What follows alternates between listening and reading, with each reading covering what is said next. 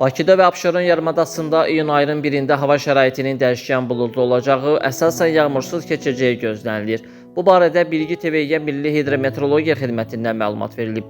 Bildirilib ki, mülayim şimal-qərb küləyi əsəcək. Havanın temperaturu gecə 19-22, gündüz 28-33 dərəcə isti, atmosfer təzyiqi norma daxilindən 766 mm üstün olacaq. Nisbi rütubət gecə 60-65%, gündüz 40-45% olacaq. Azərbaycanın rayonlarında havanın əsasən yağmursuz keçəcəyi gözlənilir. Lakin gündüz bəzi dağlıq ərazilərdə qısa müddətli az yağış yağacağı, şimşək çaxacağı ehtimalı var. Səhər bəzi yerlərdə zəif duman olacaq, şərq küləyi əsəcək. Havanın temperaturu gecə 16-21 dərəcə, gündüz 31-36 dərəcə isti, dağlarda gecə 10-15, gündüz 22-27 dərəcə isti olacaq. Sevindili Akifoğlu, Bilgi TV üçün.